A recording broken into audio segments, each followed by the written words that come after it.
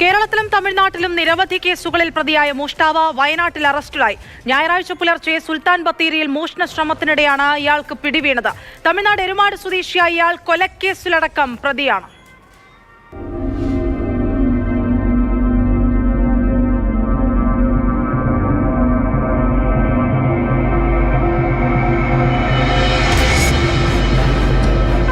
മോഷണ ശ്രമത്തിനിടെ പുലർച്ചെ 4 മണിയോടെയാണ് വീരമണി സുൽത്താൻ ബത്തേരി പോലീസിന്റെ പിടിയിലാവുന്നത്.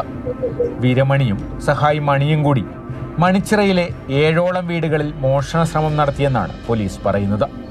ഒരു വീട്ടിൽ കയറി പെൺകുട്ടിയുടെ മാല കവരുന്നതിനിടെ കുട്ടി ബഹളം വെച്ചതോടെയാണ് മോഷണ വിവരം പുറത്തറിഞ്ഞത്.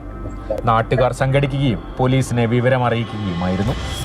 നാട്ടുകാരും പോലീസും നടത്തിയ തെരച്ചിലിൽ മോഷ്ടാക്കളെ കണ്ടെത്തി. ഇരുവരും ഓടി രക്ഷപ്പെടാൻ ശ്രമിക്കുന്നതിനിടെ വീരമണി കുഴിയിൽ വീണു. പിടികൂടാൻ ശ്രമിക്കുന്നതിനിടെ ഇയാൾ കൈവശമുണ്ടായിരുന്ന കത്തി വീശി പോലീസിനെ പേടിപ്പിച്ചു. ബലപ്രയോഗത്തിലൂടെയാണ് ഇയാളെ കീഴടക്കിയത്. ഇതിനിടെ വീരമണിക്കൊപ്പമുണ്ടായിരുന്ന തമിഴ്നാട് ഈറോഡ് സ്വദേശി മണി ഓടി രക്ഷപ്പെട്ടു. വീരമണി കൊലപാതക കേസിൽ കൂട്ടുപ്രതിയും നിരവധി മോഷണ കേസുകളിലെ പ്രതിയുമാണ്. അമ്പലവയൽ പോലീസ് സ്റ്റേഷൻ പരിധിയിൽ 2022 നടന്ന മോഷണ കേസിലും വീരമണി പ്രതിയാണ്. ഇയാളുടെ സഹായി മണിക്കായി പോലീസ് അന്വേഷണം ഊർജിതമാക്കി.